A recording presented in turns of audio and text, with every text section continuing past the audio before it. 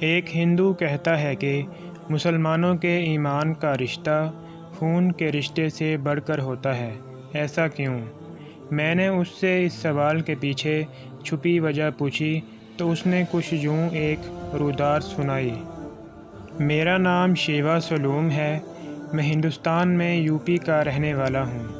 ہمارے گاؤں میں چند گھر مسلمانوں کے بھی ہیں۔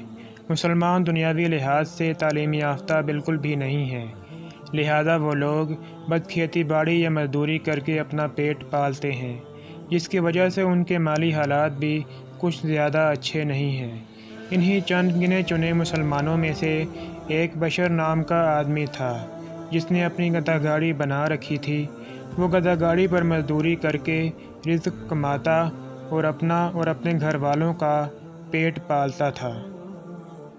اس کے علاوہ صاحب استطاعت لوگوں کو چھوڑ کر باقی لوگوں کے لیے یہ گدھا گاڑی بطور ایمبولینس اور ایمرجنسی سواری بھی استعمال ہوتی تھی۔ بشر نے چہرے پر داڑھی سجا رکھی تھی، مگر پورے گاؤں میں وہ واحد شخص تھا جو عید پر بھی مسجد نہیں جاتا تھا۔ میں نے اسے کبھی نماز پڑھتے نہیں دیکھا، البتہ ویسے ہر وقت سر پر عمامہ، ہاتھ میں تسبیح لیے رکھتا تھا۔ اس کے ہونٹ ہلتے رہتے تھے، جس سے صاف ظاہر تھا کہ وہ کچھ نہ کچھ ذکر کرنے میں مصروف ہے۔ میں نے ایک دن اس کو اپنے گھر مزدوری کے لیے بلایا تو اس سے مسجد نہ جانے کی وجہ پوچھ لی۔ میری بات سن کر وہ شخص یوں سمجھیں رو پڑا اور کہا، شاید اللہ تعالیٰ کو منظور نہیں کہ میں اس کے آگے سجدہ کروں۔ مجھے گردوں کی پرابلم ہے، جس کی وجہ سے میرا چھوٹے پیشاب پر قابو نہیں رہتا۔ ہر وقت قطرے نکلتے رہتے ہیں، جبکہ مسجد جانے کے لیے بندے اور لباس کا پاک صاف ہونا بہت ضروری ہے۔ یہ بات کرتے ہوئے اس شخص کے چہرے پر افسوس، رنج و ملال، بے بسی کے سارے نظارے نظر آ رہے تھے۔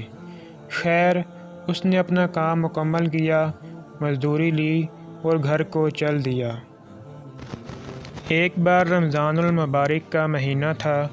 ہمارے گاؤں میں ایک بیوہ مسلمان عورت اپنے 4 بچوں کے ساتھ رہتی تھی۔ بڑے 2 بچے جوانی کی دہلیز پر تھے۔ عورت گھر کے کام کاج کرنے میں مصروف تھی کہ اسے کرنٹ لگا اور وہ چل بسی۔ اس کی موت کے بعد پتہ چلا کہ اس کے گھر تو سحری میں کھانے تک کو کچھ نہیں تھا۔ کفن و دفن اور قبر وغیرہ کے لیے اخراجات کہاں سے آئیں گے؟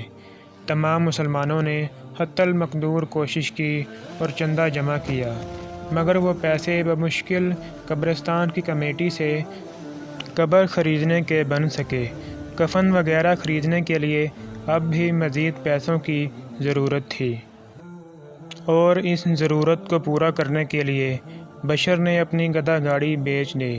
اس گدھا گاڑی سے مرحوم مسلمان عورت کے کفن و دفن کا انتظام کیا اور باقی پیسوں سے ہاتھ سے چلنے والی 2 ریڑھیاں خرید کر ایک پر خود پھل فروٹ لگا لیا، جبکہ دوسرے پر ان یتیم مسلمان بچوں جن کے والدین گزر چکے تھے، گھر میں کمانے والا کوئی نہیں تھا، ان میں بڑے بچے کو سبزی لگا کر دے دی۔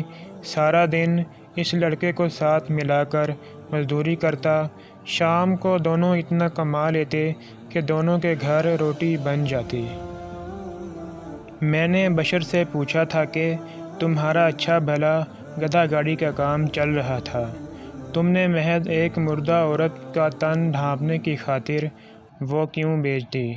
اب کتنی مشقت کے بعد تمہارے گھر 2 وقت کی روٹی بنتی ہے، جبکہ پہلے پہل تم ایک آدھ پھیرا کر لیتے تھے تو تمہارا گزارا ہو جاتا تھا۔ میری بات سن کر وہ مسکرایا تھا، مگر اس کی آنکھوں سے آنسو بہہ نکلے تھے۔ اس نے کہا تھا کہ امت مسلمہ کی اس بیٹی کا کفن میری گدھا گاڑی اور میرے گھر والوں کی پیٹ پوجا سے کہیں زیادہ ضروری تھا، لہٰذا میں نے وہی کیا، اور میرے اللہ تعالیٰ کا وعدہ ہے کہ رمضان میں کیا گیا اچھے عمل کا اجر کہیں گنا زیادہ ملتا ہے۔ اس لیے اللہ تعالیٰ نے چاہا تو اللہ تعالیٰ میرے لیے کوئی بہتر سبب پیدا کر دیں گے۔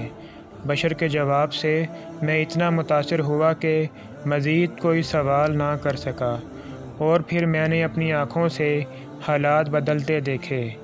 میں نے دیکھا کہ ریڑھی بان بشر نے اسی یتیم بچے کے ساتھ مل کر ایک دکان کرائے پر لی۔ اس دکان میں سبزی و فروٹ لگائے۔ کچھ ہی سالوں میں وہ دکان انہوں نے خرید لی اور پھر ہر سال ایک دکان میں اضافہ ہوتا گیا۔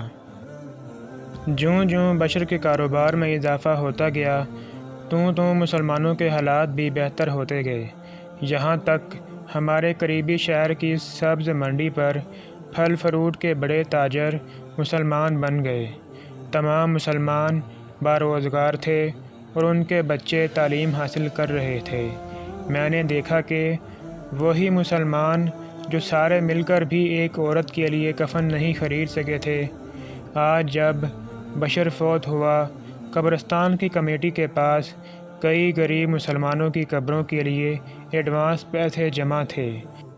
کئی لوگوں کے کفن کے لیے رقم موجود تھی۔ یقیناً بشر کی موت کے بعد ہمارے گاؤں سے کبھی امت مسلمہ کی کوئی بیٹی بغیر کفن کے قبر میں نہیں اترے گی، اور نہ ہی کفن کی خاطر در در پر جانا پڑے گا۔